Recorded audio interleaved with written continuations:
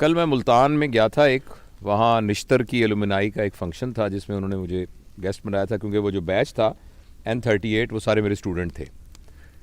तो वहाँ उन्होंने कहा कि कोई ऐसी बात ना कीजिएगा जो डॉक्टरी की बात हो। कहते हम डॉक्टरी की बातें कर करके, लोग इंग्लैंड से आए हुए थे, अमेरिका से आए हुए थे। तो मैंने उनको ये बताया और मैंने वीडियो अपलोड भी की है कि वेल बीइंग है ना, कि इंसान खुश है, उसका क्या क्राइटेरिया है जिससे पता लगे कि इंसान खुश है। उसमें से एक क्राइटेरिया ये था कि इंसान की सेहत अच्छी होनी चाहिए। अगर इंसान की सेहत अच्छी ना हो तो वो वेल बीइंग क्या है, फर्ज करें उसको बहुत सारे पैसे हैं, उसकी बहुत बड़ी गाड़ी है, उसका बहुत बड़ा घर है, लेकिन अगर उसकी सेहत ठीक नहीं है। अच्छा, उन्होंने पूछा जी सेहत ठीक करने के बारे में बताएं। मैंने कहा जी उसमें से जो अहम है ना वो 4 बातें हैं। पहली बात यह है कि आप खाना प्रॉपर खाएं, और दूसरी बात यह कि रोज़ाना एक्सरसाइज करें, और तीसरी बात जो थी कि प्रॉपर स्लीप होनी चाहिए, और जो चौथी बात जिसके बारे में मैं आपसे बात करने चला हूं वो है लेजर टाइम। लेजर टाइम क्या होता है? जो आप दुकान पे बैठते हैं वो लेजर टाइम नहीं है, जो आप शॉपिंग करने जाते हैं वो लेजर टाइम नहीं है, जो आप फर्ज करें मैं सर्जन हूं, मैं ऑपरेशन को बड़ा एंजॉय करता हूं, मगर ये भी लेजर टाइम नहीं। Work time is not a leisure time. Leisure time वो होता है जिसमें आपका कोई एजेंडा ना हो। आपने जैसे हम यहाँ आए हैं ना, हमारा कोई एजेंडा नहीं है, हमने बैठ के किसी खास मौजू पे डिस्कस नहीं करना, हमें पता भी नहीं हमने किस मौजू पे। तो अपने दोस्तों के पास जाना, अपने प्यारों के पास जाना और जाके उनके साथ बैठकर बगैर किसी मौजू के बात करना, ये वो बात थी जो पुराने ज़माने में बैठकों में हुआ करती थी। अगर आप किसी गांव में जाएं तो गांव के अंदर एक जगह होती थी, चौपाल जिसे कहते थे, वहाँ चारपाइयाँ पड़ी होती थी, लोग आके वैसे ही बैठ जाते थे, हुक्का पी रहे हैं, गप्पे मार रहे हैं, और कोई पर्पज़ नहीं है, बस बैठे बते मारे। ये है लेजर टाइम। अनफॉर्चुनेटली पैसे की दौड़ में और वसाइल को ज़्यादा हासिल करने की दौड़ के अंदर हमारा प्रॉब्लम हो गया है कि हमारे पास लेजर टाइम नहीं है। और आपने ये चीज़ अगर देखनी हो ना तो वेस्ट में जाके देखें कि वहाँ इतनी कैलकुलेटेड लाइफ है कि एक महीना, मैं अभी इंग्लैंड जाना था तो मेरे एक दोस्त आए, तो मैंने कहा मैं आऊँगा, वो कहते बहुत मुझे खुशी होगी लेकिन मेहरबानी करके मुझे 2 महीने पहले बताना। अच्छा, हमारे गाँव में ये होता था कि जैसे पंजाबी में ना पैण ये कह के दरवाज़ा खोल के अंदर चले गए। पैण भी ज़ोर से इसलिए कहते थे कि अगर किसी ने पर्दा वर्दा ना किया हो, सर पे दुपट्टा नहीं है तो वो ले लो। और मुझे याद है मेरे वालिद साहब, वो हम मुल्तान में रहते थे, फिर इस्लामाबाद में भी, कि उनके दोस्त आते थे, रोज़ शाम को दोस्त आते थे और वो आके बैठक में बैठ जाते थे। मुझे कभी हम उनके घरों में जाते, मैं चूँकि अकेला माँ बाप का बेटा था तो अबू मुझे भी साथ ले जाते थे।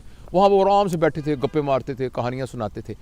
वो लेजर टाइम जो है हमारी लाइफ में से निकल गया, और हमें कोई ना कोई इस बात का ज़रूर एहतमाम करना चाहिए।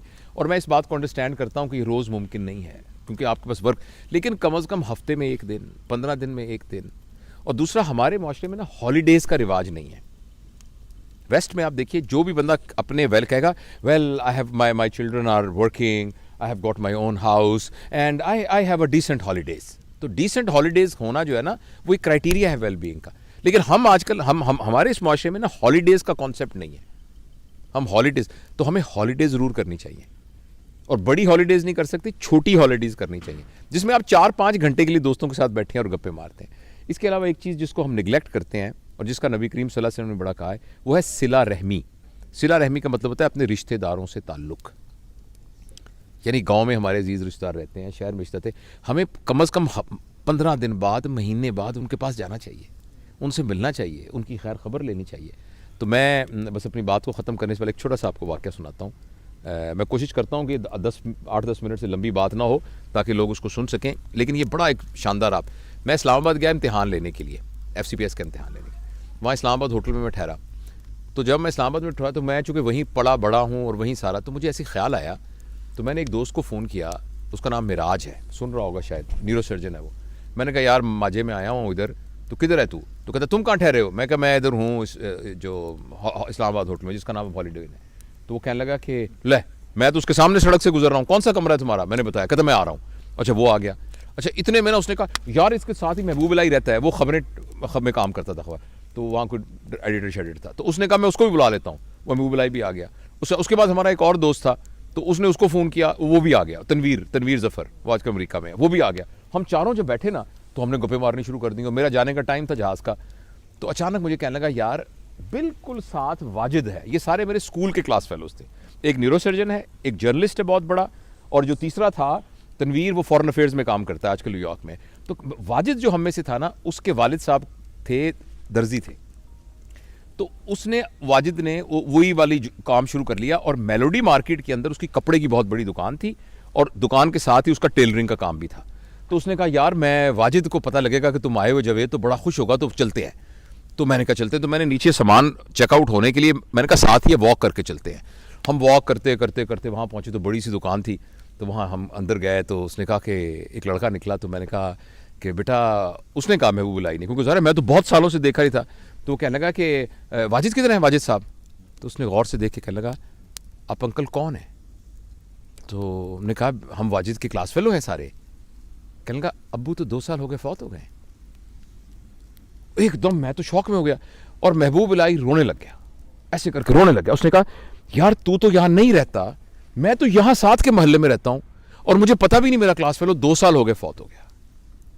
तो एकदम ना फिर मैंने उस बच्चे को गले लगाया। मैंने कहा बेटा तू हमें बिल्कुल नहीं जानता, हम तेरे चाचे हैं हम और तेरे अब्बा के दोस्त थे। और बड़ा फिर बैठ के हमने फातिहा पढ़ी और वापसी पे हम सब ने ये फैसला किया कि यार ज़िंदगी का क्या पता है, तो जब तक हम जिंदा हैं हमें अपने दोस्तों से, मिलने वालों से, ताल्लुक़ वालों से राब्ता नहीं मुनक़ता करना चाहिए, उनको मिलते रहना चाहिए।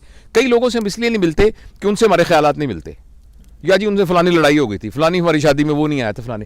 ये इतनी छोटी छोटी बातें हैं कि इनको दरगुजर करना चाहिए और अपने प्यारों से, रिश्तेदारों से मिलना चाहिए और लेजर टाइम। और जिस तरह हम देखें ये अहमद साहब हैं जनाब, डॉक्टर अहमद साहब, और सारे हमारे पूरी फैमिली यहाँ बैठी हुई है और हम इंजॉय कर रहे हैं इस लेजर टाइम को। Thank you.